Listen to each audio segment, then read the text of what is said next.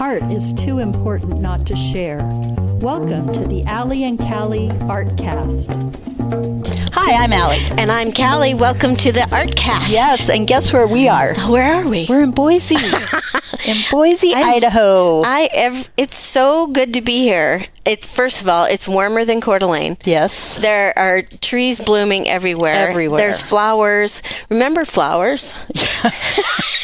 I feel like we're in a whole nother state. Dimension. Yeah, because we're so far behind Boise. But it's beautiful. Everybody's been great. Speaking of great people, let's thank our hosts, Eileen and Todd Swanson. Yes. Are our host parents. Yes, and they're putting up with us. They are. They fed us dinner last night. It was really nice. We've been very lucky. The best corned beef I've had all year. Right? It was so good. And I brought some really good sourdough bread. Yes, we did have some bread, and it was delicious. Mm-hmm. Everything was so great, and they've been wonderful hosts. We had some breakfast this morning, and we walked downtown to Goldie's. Saw all the beautiful houses, and now we're at the Idaho Commission on the Arts, and we're with Laura Curry and John McMahon. Yes. Laura Curry is the relatively new executive director of the Idaho Commission on the Arts, and John is the artistic services director. So welcome, and thanks for being here. Yes. Well, thanks for making the trek to Boise. You have me a little nervous though, because I'm heading north next week, and hearing about how cold it is, I'm thinking I better have a heavy jacket in my car. It's a little wet. It's just wet. It's wet. We haven't April. had snow in about a week, so yeah. Okay, I'm going to hold you to it. If I show up and there's snow, there's I know. I'm just trouble. Like don't listen we'll be to me. In trouble. No, it's not that bad. It's just you could definitely tell it's warmer here. It feels good. So, well, the last time I was down here, Michael Faison was the executive director, and John's been here forever. Coming up on 12 years in October. Yeah. Wow. Yeah. That's good. So my first question is, how is the executive directorship going? Well, thanks. Yeah, it's a great question. So I will have been here 2 years in August. So I think I'm ending or nearing the end of the time where I can say I'm new. So I need to take advantage of that for about 4 more months. And then after that, I won't be able to say that anymore. But it's been really good. I think I came on at a good time for the agency because our strategic plan was expiring. And so I was able to spend the last year traveling all around the state and meeting folks and just gathering information and insights and ideas for our next strategic plan that we're currently working on together as a team. So it's been fun. It has been challenging. I would say that currently it's an interesting time to be in the arts. Yes, so, this is true. You know, we're weathering that together. I feel really fortunate that we have a team with a lot of institutional knowledge and just great folks who have really kind of helped me in this transition, and I think we're going to be able to work forward together through. And on behalf of the team, I'd like to say that Laura has passed her probationary period with flying colors. Oh, good. This is her review. She's done well. Right? Okay. You will be continuing. Your torch is still lit. Well, go ahead. Oh, I was just going to say, let's talk a little bit about the history of how did the Idaho Commission on the Arts become an entity, and how are you funded? Oh, the funding is a pertinent question today, I think. So are we 55 or 56 years old now, John? I think. Yeah, coming up on 50 some, I think. 1966 was when Congress founded the National Endowment for the Arts. And one of the first things the National Endowment for the Arts did was to send out seed funding to all 50 states plus the territories to survey the state of the arts in their local areas and establish exploratory committees to see whether or not creating state arts agencies would be a wise thing to do. And basically everybody decided that it would. Got on board, and ever since then, state arts agencies have been funded through a combination of state and federal funding in partnership. So about half of our funding comes from state of Idaho, and the other half comes from the National Endowment for the Arts. Yeah. And isn't it true that the funding is like built into I want to say the Constitution, but I know that's not right. But it's built, so it's not something that can just be easily dismantled. Is that accurate? Well, I think what you're getting at there is the fact that our agency, like many agencies, both at the federal and state level, are enacted in statute. They're a part of state law. So our agency exists because of state law. It should continue to exist because of state law. Funding is always a different question because any agency can be funded at whatever level the current administrations and legislators deem to be appropriate. So tell us about some of the programs that you are... What are the big programs? The big programs. Well, I think the program that everyone knows the most about and cares the most about is our grant making. And so we, as you know, provide several different types of grants. We're actually in the midst of all that right now. So we've received applications from all over the state, and we've got panelists who are working on reviewing those applications, and soon they will make recommendations for funding to our commissioners. And the grants are definitely our biggest program, and they consume the most of our budget too. So this year we will grant out, if all goes well, about $800,000. Wow. Yeah, you can think of the agency as a granting agency, certainly, but we're also a service agency, and there are commonalities between the goals of some of the grant making and the goals of some of the services. So, for example, the idea that we're trying to build connections, communities of people, the idea that we're trying to get people to be self-sustaining.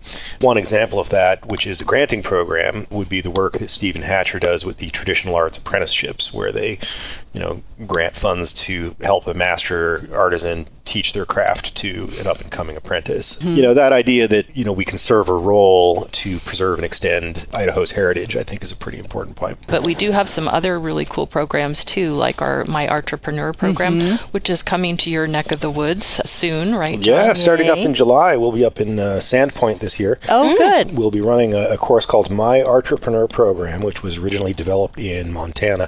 Won some great awards over there for the work that they did trying to teach small business skills to artists. Artists really of all stripes, people who want to sell oil paintings, people who want to make photographs, people who want to sell items of carpentry or ceramics at public art fairs and that kind of thing, to people who want to have more sort of professionalized gallery-oriented kinds of careers. We're really trying to look at the arts from a point of view of a for-profit small business model and what you can do as an artist to help build your brand and identify the markets that really want the thing that you love to create. You guys did that program in Coeur d'Alene a few years ago.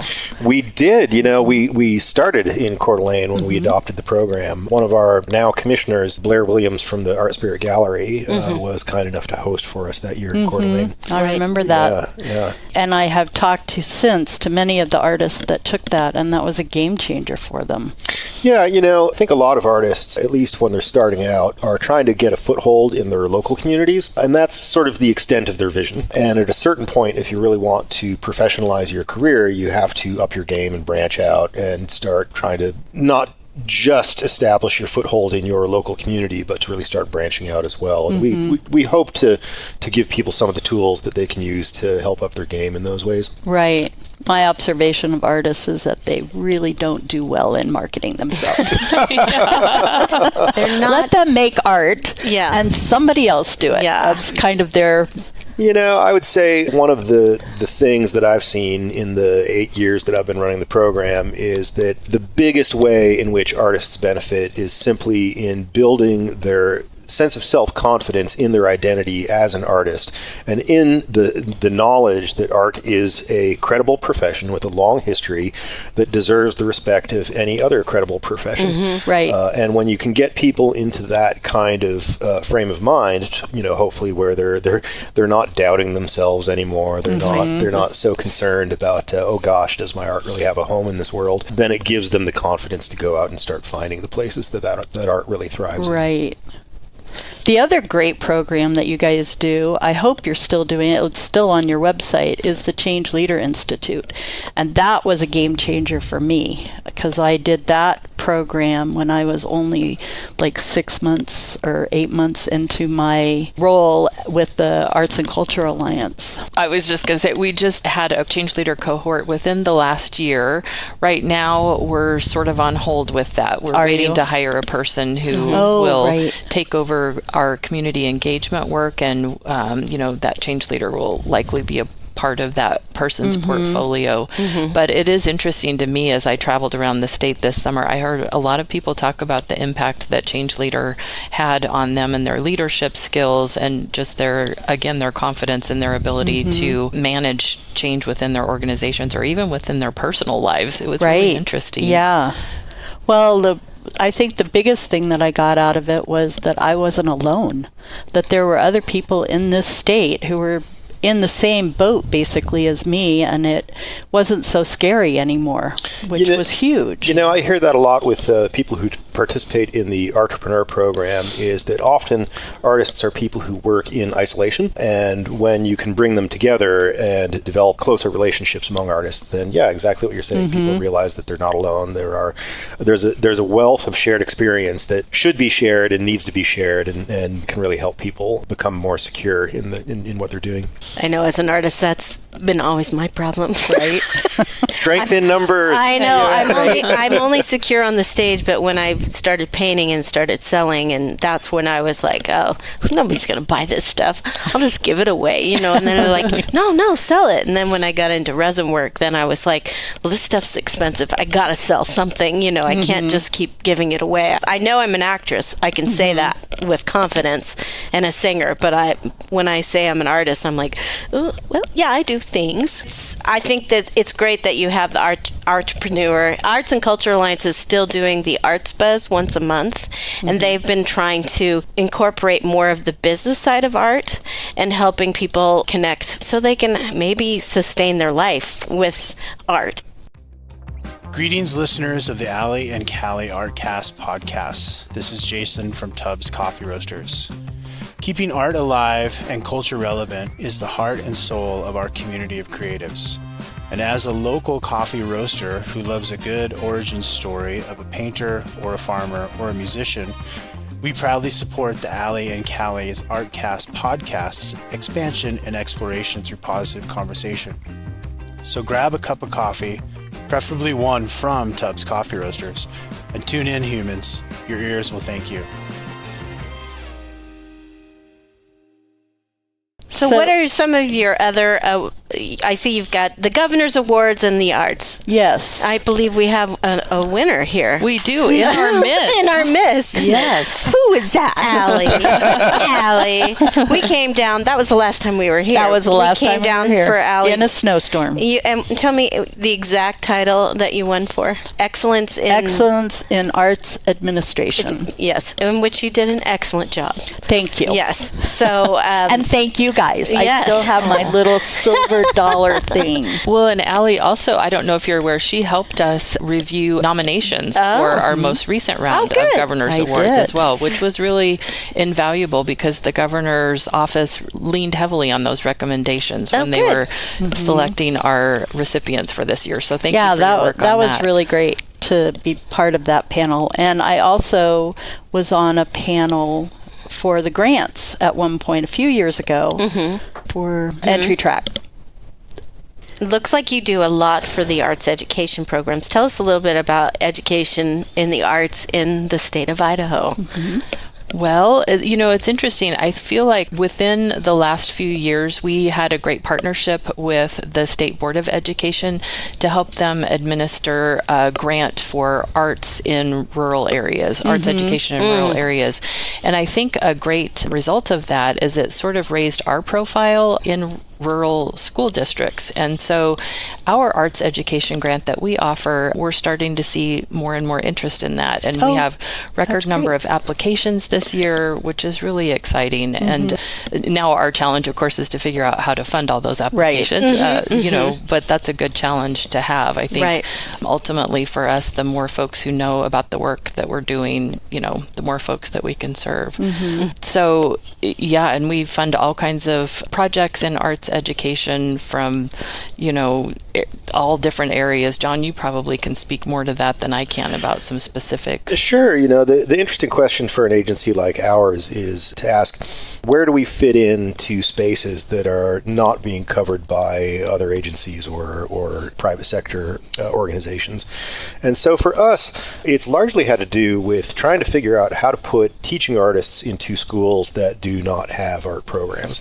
So we've done a lot of work in the past where we'll take teaching artists who can go into an elementary school for a week, do some kind of extended project with 3 or 4 different grade levels of students, and then put up a show at the end of the week. That's an example of a relatively small, cost-effective project that can have a big impact on the lives of students.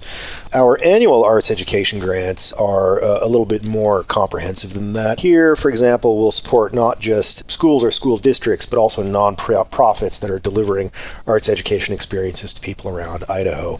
One example of this might be the Idaho Shakespeare Festival, which, as you know, is based here in Boise.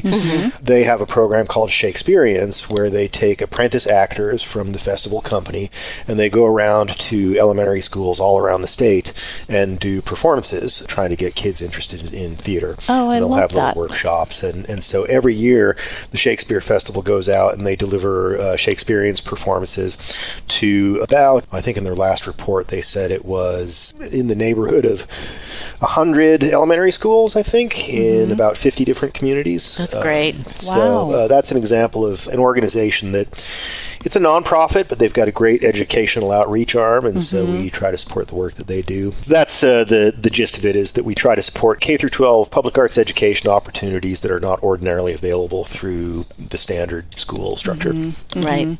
Right. And I can speak to that because before I came to the commission, I was at Ballet Idaho. I was the executive director there. And for our arts education program, it was really cool because the Commission on the Arts funds a student matinee program. And so for each of the ballets, we would have a student matinee and invite about 1,900 kids to come to the Morrison Center and see just a kind of truncated version of whatever show we were getting ready to mount at the Morrison Center. And it was so cool to see those kids come in, and for a lot of them, it was the first time they had ever been to a theater or seen a production like that. And then they could answer or ask questions later of the artistic director and sort of see behind the scenes, you know, how costumes were made and things like that. And it was really cool because I would always sit there in the audience and think, gosh, how many of these kids might be inspired by this and might think, oh, I want to be on that stage one day, or I want to be, you know, in the orchestra pit playing an instrument, or I want to design a costume. So things like that. I think it's really exciting to be part of them in some way through our grant making. Oh, for That's sure. awesome. Well, you also do grants for artists and organizations that support artists. I love the quarterly grants that you have. They're small, but they're probably pretty impactful. But you also have a fellowship. Can you talk a little bit about your artist fellowship? Sure. I'd like to say that we actually we have a variety of grant programs. Yes, you do, actually. Sometimes I feel like we're trying to serve too many masters with the funds that we have available, and we're hoping that the new strategic plan can shed some light on how we might refine our mission a little bit. But, you know, you have artists with big projects, you have artists with small projects, you have organizations that have multi-million-dollar operating budgets, you have organizations that have a $50,000 operating budget, right? So there's not going to be a grant that supports all of these people in the ways in which they need to be supported. So over the years, what the agency has tried to do is to develop either grant programs that serve specific needs or service programs like the Change Leader program you mentioned, or Entrepreneur, that also serve specific needs. And the fellowships are kind of an interesting one because they originated in 1986 as something that you might think of as being like the Academy Awards for the arts in Idaho. Right? There's this idea of how do we recognize the people who are sort of the best of the best, and our artists who can do work that is recognized not just within Idaho, but also art that can be recognized regionally or nationally. And so the fellowships program takes a look at art that you've done over the last 5 years and what your statement has to say about it, and the resume that you have about the kinds of work that you've been doing. And we select 3 people each year in a rotation of categories to receive fellowships that confer that recognition of the excellence of your work. You know, that started out as one big bucket program. Eventually, performing arts and visual arts were split off, and then literature became a third piece, and we've added folk and traditional arts as a fourth iteration of the fellowships. And so each year we'll give 3 fellowships to 2 of those categories. so 6 fellowships a year. And frankly, it's the most competitive thing we do because it really is supposed to recognize the best of the best. And so with visual arts, for example, in a typical visual arts cycle, we'll receive over 60 applications, and we have 3 fellowships to give. Yeah, wow. And at that point, it means there are going to be people who merit a fellowship who don't receive one simply because we don't have enough to go around. And then you get into some sort of vagaries of whether or not the application was really put together in the best way possible, et cetera, et cetera. But the fact is we have a lot of great artists in Idaho, and we'd love to support them all, but simply don't have the money to do it. So we'll do what we can. I think in general, though, you've got a lot of different needs. And so we've tried to build up a lot of programs over the years to serve those different needs. But we're a small agency and our resources are limited, and we just cannot support all the things that we would like to. And so we have to try to figure out ways in which we can help support the arts in Idaho in the most efficient way possible and in the most impactful way possible. Right. Well, you mentioned that some of the applications aren't as strong as they could be, and I just wanted to talk a little bit about the fact that you guys are here to support that, and that if somebody is writing a grant, they can submit it early and ask you to review it and then have time to make changes. That's a service we offer called Courtesy Review. So if you're working on an application, if you contact us 3 weeks prior to the application deadline, you can request a courtesy review, and the staff here is willing to read your application, make recommendations about how it might be improved before it gets sent to the review panel. That's nice. Yeah. And I think for people who have never written a grant before, a grant proposal, it can be enormously valuable. I also think that it's one of the best things that we can do as a public service, as an agency, because if you help people present their work in the best light that they can present it, then that's a transferable skill which can apply to how you market your work to the public and how you try to sell your work to a customer and all those kinds of things. Oh, yeah. So are the deadlines different for each program, or do you have one set time that all the applications need to be in by? Well, the quarterly grants currently we offer 4 times a year, but the other grant programs all have the same deadline. So that just passed. We're working on reviewing them now. So make sure you go to your website. And I want to give a plug. Let's do it. Arts, that's plural, arts.idaho.gov. And There you'll we see go. all the information there. That's All what you got to do. the information is there. Yeah, you can, and they have lots that you can see on the website, and I'm sure there's something that will fit your need because there's a lot here. Well, I wanted to move on to how's the NEA doing? I mean, we know that there's been threats of cuts, and how do you see that affecting? Yeah.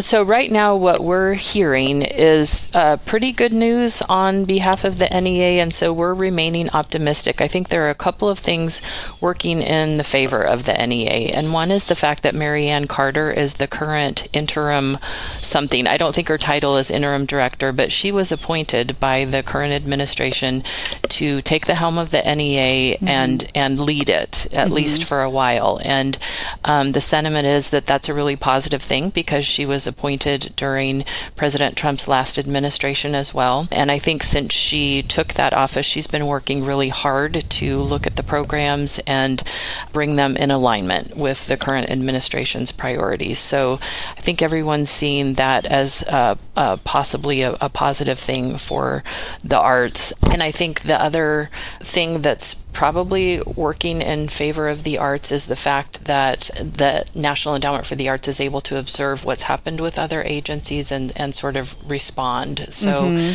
right now, as far as we're concerned, no news is good news. We're moving ahead, full steam ahead, reviewing these grant applications that we have. And Great.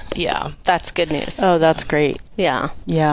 I think the reality with the state legislature is that we have, for a long time, enjoyed consistent support from the Idaho legislature. There's always a portion of people in the state legislature who are small government advocates who don't think that public support for the arts should be a thing. So there's always that contingency. But by and large, we've been very fortunate to have good relationships with legislators in Idaho who have maintained our funding at a baseline level for decades now. Right.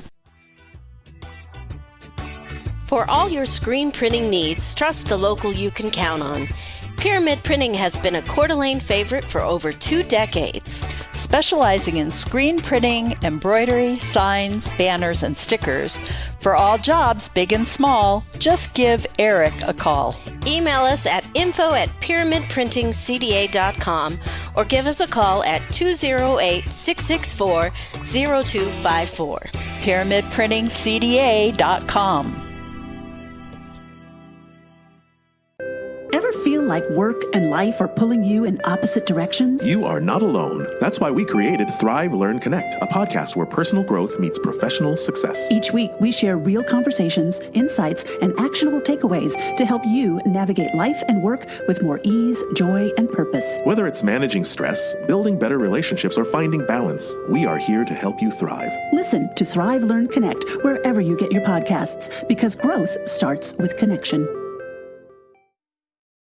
What do you see for the future for the Idaho Commission on the Arts? I know you guys are getting your strategic planning new one in order and you're gonna getting move. ready to move. And Yeah, we have a lot of exciting things coming up. I think with our strategic planning work that we're doing, we've identified some really clear priorities that emerged across the state. It was really interesting because I think when we started this planning work, we knew we were going to visit communities from all the way up north in Sandpoint all the way down to, the southeast in Montpelier. And I personally thought, oh my goodness, are we going to do all these listening sessions and just come back with this big jumble and not know what to do with it?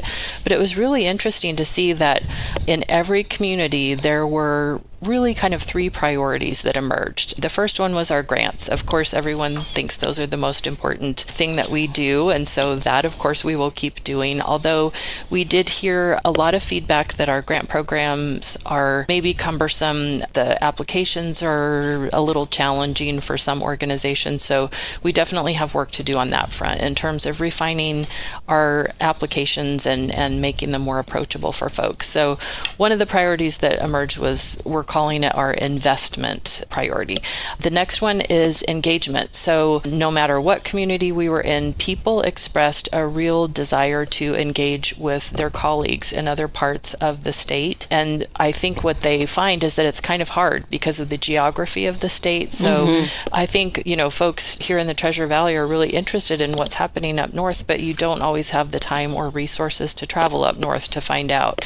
So they're looking to our agency to be kind of the connective tissue for the state, which I think we're interested in being. I think we recognize we're a really small team. There are currently 6 of us. There will be more, but for right now, it's hard for 6 people to serve 2 million Idahoans at the programmatic level. But if we can kind of rise to that 30,000 foot level and find ways to connect communities and folks, I think that's kind of one of the most important ways that we can serve the state. And the other thing I think people are really interested in is information. So we were talking about writing grants earlier. There were a lot of folks who said, we'd love to have some data that could support us in our grant writing, just statewide data that speaks to the economic impact of the arts or data about specific sectors, things like that. So we're pretty interested in having that emerge as a new priority for our agency, and we're fortunate in that John loves that stuff, even though he's an artist. Yeah, he's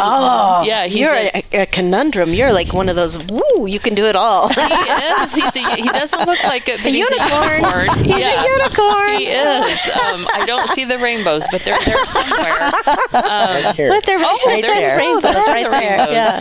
So we're really excited about that and the possibilities for that kind of information pillar. We're not sure what to call these priorities, pillars, whatever. So invest, engage, and inform. Those are kind of the 3 main directions we'll be heading in.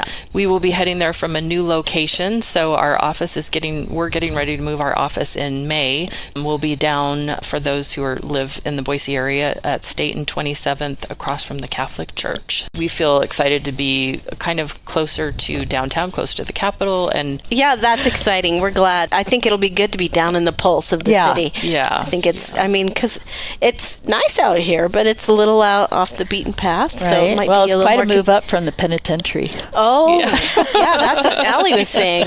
Wow. Although I liked it when you guys were at the penitentiary. I liked it too. That was we were in the we used to be located in the old warden's house at the historic Idaho Penitentiary, and it's actually a beautiful area out there. The penitentiary itself might be kind of grim. But, the botanical gardens are right there as well. And it's a historic building, and, and the archives is right down the road. And so, it kind of made sense to have the state arts agency within proximity of all that stuff. But now we'll get to be in closer proximity to a bunch of our downtown partners here. Yeah, that's great. Yeah. The buzz. Yeah, well, and being downtown, I love the feel of downtown Boise. Yeah. It's just exciting to be there. Well, I love the feel of downtown Coeur d'Alene too. Every time I've been up there, it's a great community, and it's the work that you've done with the Arts and Culture Alliance over the years has been really terrific, and it's great to see you again, Ellie. Oh, thanks. It's really nice to be retired. We support from the seats now. Yes, we do. The worker bees. Yeah. My favorite part is not having to ask anybody for money.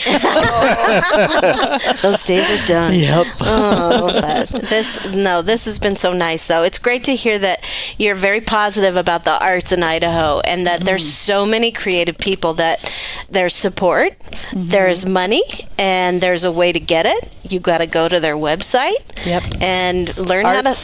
arts.idaho.gov. That's right. And you can fill out the grants, and you can even get And if you wait a couple of months, they might be easier to do. Can we say a year? A year. Okay, how about a year? That's a little time. But that's so exciting, and I love that you involve the rural parts of Idaho, and I mean, because it's not just Coeur d'Alene and Boise, Right. Right. and Sandpoint. And Sandpoint. There's Oh, more. yeah, don't forget Sandpoint. There's a lot of other places, Right. and a lot of places that might not get noticed, and the arts are important. And I know. Oh, see, every part of the episode. I know. She gets always me. has to get teary-eyed. I don't know where I'd be without music and acting and theater, and because when COVID hit, I couldn't do any of it. And then I got into my studio and I started painting and doing things I never thought I would do. It kind of changed my whole And I think that was true for a lot of people during COVID. So, I mean, just think if there's no art in your schools, and there's you've got to find it. And if we've got a place like this that will support the artists and support the continuing education of art, we got to keep it going. So we really appreciate you guys. Absolutely. Well, Callie, I just have to agree with you wholeheartedly, because a lot of us got into this line of work for the same reason. I was a visual art major in college. I've got a Master of Fine Arts degree from Boise State. And I've also been a cello player for a long time. My favorite instrument. Yeah, I played cello in a local group called the Serenata Community Orchestra. So, this year we had a grant application come in from community theater over in Rexburg that we've never heard from before. And I just love it whenever I see that kind of thing. Yeah. There's people all around the state who want to participate in the arts and view the arts as being a vital part of their communities. And, that's my favorite thing about working at this agency, is that you do get a chance to see all the things going on around the state that maybe you wouldn't see quite as quickly if you weren't working for an organization like this. But yeah, it's just kind of a personal mission-driven thing, that the arts in any form are a kind of a civil service. And so, it's my pleasure to be a civil servant trying to help extend that use of the arts. Yeah, it's wonderful. Yeah. Well, and I would say, as a lifelong patron of the arts, for me, it's a real honor to be here, thinking that the work that we do could be either educating future artists or inspiring them in some way, or just supporting the work that you do as artists. I mean, I think who can say that about their job, that they get to support something that they love, that inspires them daily. So I think we're pretty lucky to be here. Yeah. Yeah. Especially if you're passionate about it, and then if you can make a living doing it. Oh man, I'm a wreck. You're a mess. What is wrong with me? I love the arts, and I have my BFA in musical theater, and it's hard to imagine not having it. So it's hard to imagine a life without art. What is it? Life without art is just... It's just No. Earth without art. That's it. Sorry, I said it. That's not right. I got it wrong. Anyway. Well, thanks so much for agreeing to meet with us and talk about what you obviously love. It's perfect. And inspiring. Yes. And even if you don't inspire somebody to be an artist, to just inspire somebody to support the arts or just to find something about the arts that they love. So being a patron of the arts is just as important as being part of the arts. Absolutely. I appreciate that. I actually struggled with that when I first started at the ballet because I thought, what am I doing here? Like, what perspective do I bring? I'm not a dancer, and I'm not I'm not an artist. And then I recognized the fact that it took me like a year, but I realized, as a patron, I bring something unique to this. So I appreciate your comment there, because I feel like those of us who just love the arts also play a really critical role in this ecosystem. Every time you buy a ticket or bring a painting home or whatever it is, you're supporting this thing that we all love. Well, and the statistics, I mean, I remember when Yetta came to one of the chamber, I don't know what it was, the big meeting. She came to one of the Upbeat Breakfasts and did a presentation on the economic impact of the arts in the community, and that was huge. It was huge. And it was a huge eye-opener for many of the business people in our community. They're like, we had no idea. And you're like, it's a lot. For every ticket sold at Summer Theater, somebody went out to dinner. They stayed at a hotel because they didn't want to go home to Spokane, right? Or they came from Montana, and you just think the money that comes in, and that's because they want to see theater or music or a concert. And we didn't mention this before, but that's one of the services that the Idaho Commission on the Arts provides, is putting people in touch with that economic impact calculator. And have you gotten a new brochure, a new current brochure? Well, those numbers were just released, the economic impact. And so currently it's $2.7 billion per year, the economic impact of the arts and cultural sector here in Idaho. And there is a calculator you can use for your state. That's with billion. A billion, people, not a million, a billion. That's amazing. Yeah, and it's exactly what you said, Callie. It's all of the things that go along with the arts when you buy a special dress or go to dinner or it's whatever. So it is. true. Well, thank you again for the work that you're doing. So nice to meet you both. Well, yeah, thanks for making the trek here. I hope you enjoy the rest of your time. Oh, we will. And come to Coeur Believe d'Alene me. anytime. We brought lots of wine. Sounds like an invitation. That's right. So I'm Allie. And I'm Callie. And whatever you do today, make sure it's creative. The Allie and Callie Artcast is brought to you by Tubbs Coffee Roasters, ethically sourced, locally roasted coffee, and Pyramid Printing and Embroidery, serving customers near and far for over 2 decades.